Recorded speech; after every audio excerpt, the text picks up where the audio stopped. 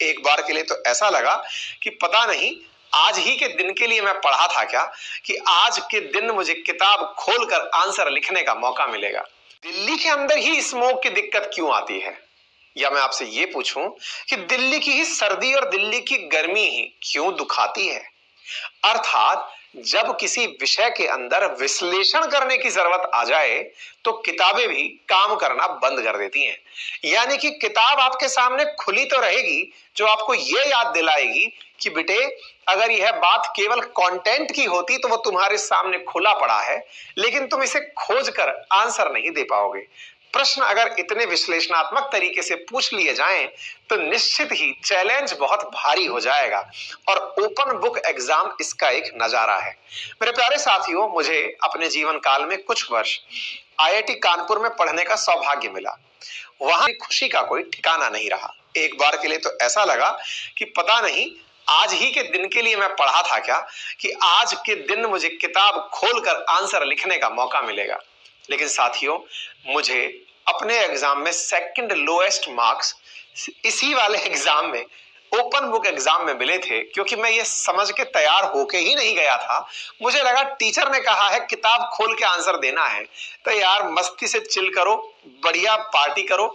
अपनी किताबों को कुर्सी पे, साइकिल पे सजाया, साइकिल चलती थी आईआईटीज में, साइकिल पर सजाया, लेकर बैग में और लेकर पहुंच गए कि साहब यही किताबें हैं जो हमारे पास अब तक उपलब्ध हैं, पूछिए अब आपको क्या पूछना है। पूरे 2-3 घंटे के एग्जाम में मैं पन्ने ही पलटता रह गया कि इसका आंसर कहां से लिखना है, और नतीजा ये हुआ कि जो थोड़ा बहुत अधकुचला सा नॉलेज था उसकी वजह से सेकंड लोएस्ट मार्क्स आए। तो सर इसका मतलब लोएस्ट मार्क्स भी आते थे क्या? हमने कहा हाँ। एक बार एक टीचर इससे भी आगे निकल गए और उन्होंने एग्जाम में कहा कि बताइए बच्चों कैसा पेपर देना चाहेंगे। हमने कहा ओपन बुक से दिक्कत ये हुई थी कि पेपर में खोजते खोजते समय लग गया, किताबें पलटते पलटते दिक्कत आ गई। हमने सर से कहा सर इसका और क्या विकल्प हो सकता है, तो बोलो क्या चाहते हो तुम लोग। हमने कहा सर समय बहुत लग गया था, तो ऐसा करें कि तुम अपने घर ले जाओ इस पेपर को, फिर वहां से करके ले आना। हमने कहा यार कितना नाइस आदमी है यार, मतलब मन कर रहा है कि बस इनको बस पूजा कर दें इनकी, एकदम फीलिंग ऐसी आ रही है। हमने कहा सर क्या ही कहने, ले जा सकते हैं। बोले हाँ ये भी प्रोविजन है आईआईटी में, टेक होम। हम बड़े खुश हुए सर। हमने कहा कि यार टीचर कितना अच्छा इंसान है, पेपर लीक होने को लेकर के प्रोटेस्ट हो रहे हैं, हम परेशान चल रहे हैं, परीक्षाएं लीक हो जा रही हैं, बच्चों के रोजगार दांव पर लगे हैं, और ये मास्टर साहब कह रहे हैं कि साहब पेपर घर ले जाइए। हमने कहा यार ये तो खुलेआम पेपर लीक कर रहा है। लेकिन साहब हम उस पेपर को लेकर घर भी पहुंच गए। उन जनाब ने पता नहीं कौन से रिसर्च पेपर में से वो सवाल लिखकर हमको दे दिया था, और वो इंटरनेट पर भी नहीं था। हमने अपनी तरफ से जाकर उसकी सारी रात बैठकर पूरा आंसर खंगालने का प्रश्न का प्रयास किया। वो प्रश्न पूरी तरह रिसर्च बेस्ड था, किताबों में उसका जवाब नहीं था। अगले दिन वो कॉपी हमने खाली जमा कराई कि सर सॉरी हम आंसर नहीं खोज पाए। बोले बेटा सीनियर से पूछ लिए होते। हमने कहा सर क्या पूछें, सीनियर को भी नहीं पता था कि आप क्या पूछना चाह रहे हैं।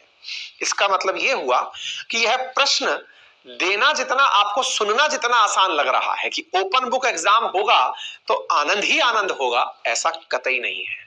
अगर एग्जाम टेक होम भी दे दिया जाए और प्रश्न पूछने वाला आपसे ऐसे प्रश्न कर ले जिनके जवाब आप किताबों में केवल विश्लेषण पर निकाल सकते हैं, तो यह अपने आप में बड़ी चुनौती होती है। और मेरे प्यारे साथियों, भारत के विभिन्न इंजीनियरिंग कॉलेजेस में ओपन बुक एग्जाम और टेक होम प्रक्रिया चलती है। तो फिर सबसे आसान वहां क्या माना जाता है? Closed book. सर किताब बंद रखवाइए, सीधा सवाल पूछ लीजिए, जो पढ़ा है उसमें से दे देंगे, आंसर भी दे देंगे। सर समझ में आया? लेकिन अब बड़ी बात यह आती है कि सर वो आईआईटी है, बहुत ही कम टीचर और स्टूडेंट का रेशो है, टीचर्स भी वेल क्वालिफाइड हैं, वो उस चीज के अभ्यस्त हैं जो उन्हें पूछना है। लेकिन क्या हम ये एक्सपेक्ट कर सकते हैं कि सभी बच्चों का विश्लेषण एक जैसा होगा? यही मेरे प्यारे साथियों इस ओपन बुक की सबसे बड़ी चुनौती है, जिसे टेस्ट करने के लिए पायलट प्रोजेक्ट चलाया जा रहा है। इसका मतलब क्या हुआ? सरकार जो ये ओपन बुक एग्जाम सीबीएसई के थ्रू कराने का पायलट प्रोजेक्ट रन करा के देखना चाह रही है, असल में उसका असल मकसद ये है कि बच्चे तो चलो विश्लेषण कर दिए, लेकिन गुरुजी को ही नहीं पता चला कि यह विश्लेषण सही है कि नहीं। और हर बच्चे का विश्लेषण एक जैसा कैसे हो सकता है? हो सकता है आपको कोई कारण नजर आए कि दिल्ली में गर्मी इतनी क्यों पड़ती है, या फिर पानीपत में ही युद्ध क्यों होते हैं। हो सकता है दूसरे टीचर को दूसरा विश्लेषण और दूसरे बच्चे को दूसरा विश्लेषण समझ में आए, और दोनों का एनालिसिस एक जैसा हो, ये सही नहीं है। ऐसी स्थिति में आंसर का पैमाना क्या होगा, यह अपने आप में बड़ी चुनौती है।